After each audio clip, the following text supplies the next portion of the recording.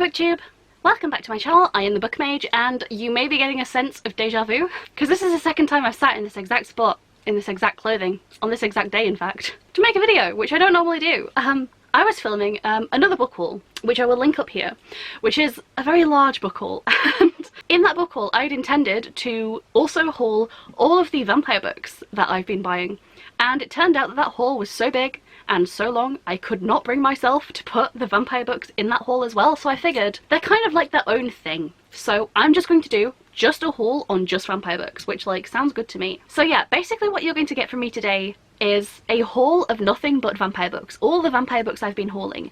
And the reason that I'm hauling them is because one of my like personal reading goals for this year is to read specifically more vampire literature. Honestly, if that's something that you're into, if you like vampires and vampire books, definitely consider like maybe sticking around my channel for like the duration of this year, or just like checking back for my wrap-ups, I guess. I'm trying to read about like one or more vampire books every single month. I promise that this will have a mix of like, yes, there are some like more well-known vampire books, there are some like new releases, but there are also some niche vampire books that I've never heard anybody else talk about. So we're gonna get into it. These are going to be in like no particular order or anything, they're just whatever order they come out of my little stack in, because I've been filming for like over 3 hours at this point. So if you've seen the other video that I filmed before this one, you'll know that I'm already going a little bit loopy. Okay, so the first vampire book in my haul is Anno Dracula by Kim Newman. And specifically this is like the anniversary special edition, and this is signed. So it does have a lovely foil and absolutely gorgeous end papers. This is like a very beautiful, like dark, like vampy kind of book, and I like that it's this little cute small hardcover as well. So this edition specifically also has an introduction from Neil Gaiman and a novelette, which is brand new apparently, so like this has like extra bonus content in it. Yeah, this is the 30th anniversary edition, wow. So this book is set in 1888 and Queen Victoria has just remarried to Count Dracula. And his polluted bloodline spreads through London as its citizens increasingly choose to become vampires. A killer known as Silver Knife is cutting down vampire girls. And the eternally young Genevieve Dieudonne and Charles Beauregard of the Diogenes Club are drawn together as they both hunt the sadistic killer, bringing them closer to England's most bloodthirsty ruler yet. I hope I said those names correctly. French not my forte. Yeah, this sounds really good. I didn't realise that it was going to be sort of like a, I guess it's kind of like a alternate history, but like kind of, I'm getting like Jack the Ripper vibes, but if the victims are vampires, that's the kind of vibe I'm getting. Not the kind of book I would normally gravitate towards, but I want to read more vampire literature, and so this is like, again, this is like a much more well-known one. This is like its 30th anniversary. There's like a back catalogue of vampire literature that I really want to get to, and this is one of them. The next book in my vampy haul is The Historian by Elizabeth Kostova. This one, again, super well known. This one, I believe, follows a librarian, which again is like extra bonus for me. Oh, these are very thin pages. This is a big book. Yeah, late one night, exploring her father's library, a young woman finds an ancient book and a cache of yellowing letters addressed ominously to my dear and unfortunate successor. Her discovery plunges her into a world she never dreamed of, a labyrinth where the secrets of her father's past and her mother's mysterious fate connect to an evil hidden in the depths of history. So I think this is like researching this manuscript, and it's obviously going to have a lot to do with like vampires. I don't know exactly how like the vampires or the vampirism works. I don't know if like this is kind of like a real world history or something alternate. I honestly don't know, but it's dark, seems gothic, seems very vampy, and I really like the addition of like this ancient book, this manuscript and letters. That really draws me in. So another one that I would really like to get to this year, honestly I want to get to all of these this year. Like I have limited time, but I really do want to prioritise these vampire books. The next book in my haul, a second Genevieve. This is The Vampire Genevieve by Jack Yeovil. However, it is not by Jack Yeovil. Jack Yeovil is a pen name. This is a Warhammer novel. I've never played Warhammer, I've never been into Warhammer. For anyone who knows me like in real life, you might know one very unfortunate, very not safe for work Warhammer story about me. That's my only experience with Warhammer, which I will not be putting onto YouTube. But this, I've been told that this is, I know it's kind of like a book in like a spin-off world, sort of in the way that like the Dragon Age books I'm reading are, or like you get like World of Warcraft books. It's kind of in that vein. However, I've been told that even just as standalone books, these are exceptionally good. This is a bind-up of I think 3 books. has a map in the front as well. And let me tell you, the reason I found this is because here's the thing, I love vampires. If you're watching this, I assume you do too. I freaking love vampires. I love vampires in like all media, but I really like vampire books and I love to read and write about vampires. However, the thing is, and here's the kicker, I don't like urban fantasy. It's fine, like there are some books where I'll make exceptions for it and where I'll read it if there's like a good enough hook. Like Interview with a Vampire is officially my favourite book of all time, and I know that spans like quite a lot of time and place, but I love it all the same. However, I just don't want to read about being in like New York or Chicago or London. I don't even want to be in London like in the real world. So I went looking specifically for high fantasy vampires. And it turns out there really aren't a lot. The main recommendation you get is for like J. Christoph Empire of the Vampire, which I'm so excited for that book and thought it was mediocre. But anyway, so I ended up finding this because Warhammer, like I'm more familiar with like the Space Marine type things. Yeah, they also have like medieval, more like World of Warcrafty, Dungeons and Dragons, I guess, kind of feel. This is a high fantasy vampire series and I'm very excited to read it because I just want, it doesn't have to be like specifically medieval. Give me vampires set anywhere that is not the real world. That's like what I really, really wanted. So I went on a massive hunt specifically for that, and this was one of the ones that I found. Female main character who is a vampire across like 3 books, and it's high fantasy, so like I am gonna eat this shit up. Okay, back to vampires that are in the real world, but like I say, I make exceptions, to be honest, and this is definitely one of them. So I picked up Fever Dream by George R.R. Martin, and I was so lucky to find this copy. I really like the original like hardback. It feels kind of gross, but like there's something about the vibe of this I just really like. So I'm pretty sure this is about a steamboat captain who is hired to like sail down the Mississippi, and the things are weird and it's horror and there are vampires. This is like horror vampires, and more than that I don't really know, and I kind of want to go into it a bit blind. It's also kind of short. Is this one of the shortest things that George has ever written? Possibly. Okay, the next vampire book is actually a new release, and this is Vampire Weekend by Mike Chen. Yeah, this says that being a vampire can be pretty punk rock, and I'm like, you know, I love the alternative music scene. I recently read We Sold Our Souls by Grady Hendrix, and I think I really enjoy reading about like the alternative music scene when that isn't like the core focus. It has to be like a fantasy or a horror or a thriller or something. Like it can't just be like contemporary alt music scene. It has to have something else, such as vampires. And I will make an exception for real world vampires if it has the alternative music scene. So this follows a vampire as she follows around like punk bands and metal bands and things. And then a long lost teenage relative shows up at her door who also loves the same kind of music that she does. And yeah, I think he's going to discover her identity, and the story's gonna go from there. I don't really know too much about this, to be honest. Either way, this sounded really fun to me. It's very short, and it was a new release, and it has vampires in it, and it has the alt music scene in it, and I just want to like read more about like rock and metal and like that kind of scene, but without actually having to read like somebody's autobiography. Okay, the next book in my haul I have never heard anybody else talk about, and I hate this edition and I need to do something with it, and I will, but like I cannot believe my luck finding this, and I hope it's good. So this book is The Golden by Lucius Shepard. First of all, can we admire how dumb this cover is? Like, I like it. Like I say, I really like this has to be 80s or 90s, surely. Oh no, 1993, okay. So this was published in 1993, and like I say, it has that sort of like vintage horror vibe. The reason I initially picked this up was because, like I said, I didn't really want real world vampires, but this is meant to be set in like a giant vampire castle, and so I thought, that's like out of the way enough that it could be anywhere, in any place, in any time, if it's like an ancient castle, right? And there's like a gathering of like vampire clans, vampire families that like make up, I guess, like the vampire royalty of the world. And they've all come to, I guess, gorge on human blood, like as you do. So one of these human sacrifices is known as the Golden, and they've been bred to have like the most potent, beautiful, sweet, most delicious blood there possibly is, but this Golden is brutally murdered or slash devoured, and nobody knows who did it.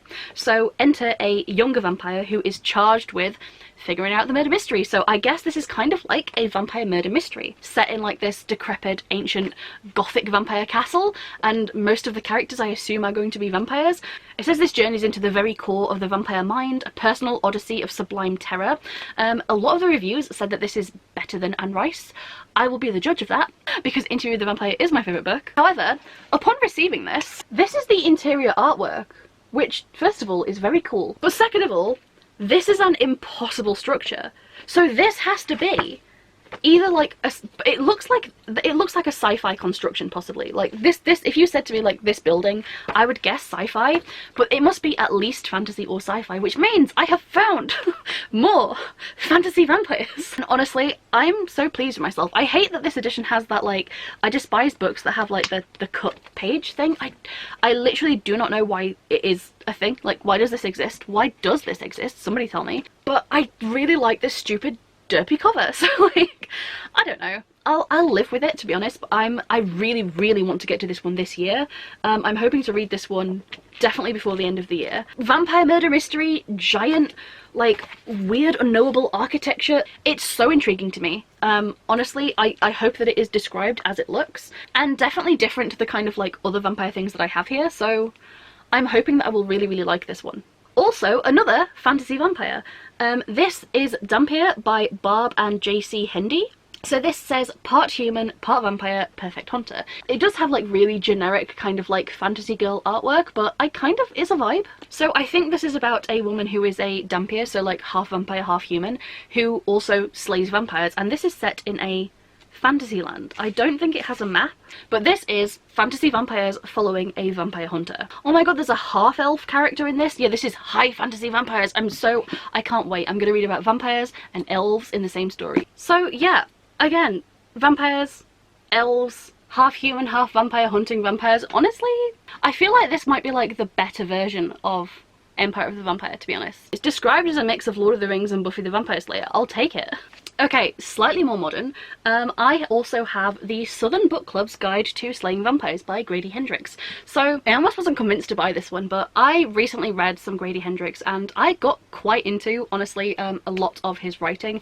I feel like he's like a very easygoing kind of author, and I don't know, I just find his books really easy to read and fun, and they're all kind of short and they're all kind of horror, and I'm like, if you put one out about vampires, my dude, I will read it. So this follows a woman, she's married, she has kids, senile mother-in-law, and the only thing keeping her sane is her book club. She's then randomly viciously attacked by an elderly neighbour, which leads her to meeting his handsome nephew James, but then children on the other side of town go missing, and I'm guessing the point is that maybe James is a vampire and perhaps he is eating these children.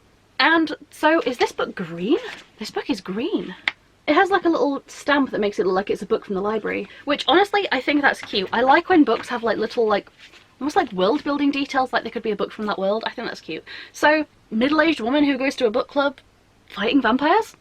Once again, I will read it. I've just realised I'm missing a book from this haul and I literally do not know where it is. How can it not be in the stack? The stack is right here. Okay, I'm so mad because like, I literally don't know. I'm looking around like it will appear, but like, what have I done with this book? I cannot believe I'm having to use like a glossy PNG for this part of the haul. The whole part of the haul is I haul the book and I have it in my hands. Anyway, the book I was looking for was Vampire of the Mist by Christy Golden. This is the first in like the Ravenloft book series based on like Dungeons and Dragons, and this is like an old book, and high fantasy vampires, oh my god, I just want them. This is part of like a long series as well, so I guess I'm getting myself in for a whole series, guys. Not like I don't have like a million other series that I need to finish. But I really like D&D. I'm not wearing like my D20 necklace right now, but maybe I should be. Sans synopsis, I'm looking up, and apparently it's set both in Waterdeep and the Demiplane of Dread. Okay, I'm trying like not to look too much, but it mentions that the main character is an elf, a vampire. What did I just say about elves and vampires? Give me high fantasy vampires. I'm so glad that this isn't like, it's honestly not that I will not read like vampire books set in the real world, like a lot of these books are. I just want to have more fantasy vampire books that are not always set in the real world. Do you know what I mean? Like, there are so many video games and like role-playing games that let you have like either vampire characters or like you can fight vampires. Like Skyrim has like a whole Dawnguard quest line, and yet finding fantasy books with vampires in is so hard. So I really did just want to make an effort, and I've never heard of like most of these books, so like I'm hoping that like if any of you guys are like me and you really like fantasy vampires, one, we can bond over this, but like two, I am putting in all the legwork for anyone who wants to read specifically fantasy vampires. Like, I am here for you. Getting back to real world vampires though, the next book, it's actually one that I'm really curious to read. I've not heard anyone talk about this, but I think it's well known. And that book is Vampire Junction by S.P. Somto. So I've kind of heard that this might be one of like the first splatterpunk books ever. Honestly, not a genre that I think I've read from, but probably something I would like to read eventually. So, oh my god. I'm just gonna read the back. It says, his name is Timmy Valentine. He's the biggest rock star in the world. He's a beautiful boy with hypnotic dead eyes and $1 million voice. He's 2,000 years old and he's a vampire. I am gonna eat this book up. When was this published? Was this published before the Vampire Lestat? 85. Anyway, this is from 1984. And like, first of all the covers for this are so dorky. Like, look at this little guy. I really like it though because he has an electric guitar, and what did I say? I like the alt music scene. So this is going to be a vampire rock star who I guess is trapped in the body of a child, or like is a very young man. He looks like a child. Can't believe his name is Timmy. And I think this is like a pure horror novel. I think it's going to be very, very gory. Again, I've heard splatterpunk thrown around, and I'm so interested in this. Spanning centuries and continents, the epic novel of terror, love, and the undead. But yeah, this is one of the ones that I'm definitely most excited to get to, and one that I definitely, I'm so jinxing myself, I definitely want to read this year. And the last book in my vampire book haul. Again, this is another really, really well-known one, and it is Lost Souls by Poppy Bright. First, I feel like the colours are really dull on my camera today. This is the most putrid, like, pukey chartreuse green. I despise this cover. I don't know what this weird, like, half negative image is. I hate this book cover so much, but to be fair, every single other book cover of this book, and it's like a really famous kind of like almost seminal vampire novel, like, could they not give it like one good cover? I've decided I'm going to rebind this. So I'm going to rip this off and I'm going to rebind my own. So a little spoiler for you, but I will be doing that at some point. This is a really famous / infamous vampire book. So this says that in the French Quarter of New Orleans, which, why is every book set there? Every vampire book is set in New Orleans. Mardi Gras revelers conceal a group of pleasure seekers who are the vampires, and they are fueled by sexual frenzy, green chartreuse, and a cocktail of vodka and innocent blood. And look, let me tell you, I've read some of this book many years ago. That was not all they put in that cocktail. If you know, you know. Yeah, and this is also following a boy named Nothing. He runs away from home, and then another boy called Ghost, who is the singer of a band called Lost Souls, with a question mark, is going off to find Nothing and this other girl. I don't remember. What I do remember is I DNF'd this book out of rage many years ago. I reckon I'm gonna give it another go. I feel like of all the things you could DNF this book for, anybody else DNF it for Chewed Up Cake? I don't think so. So I'm gonna reread this. It's famous for a reason, it's popular for a reason. I want to read this book, and I will. But potentially once I've put a different cover on it that I'm going to do myself. So there you go. Those were all the vampire books I have hauled, plus Vampire of the Mists, which I don't know where it is. I'll find it, it's fine. I mean, it's not fine, but I'll find it.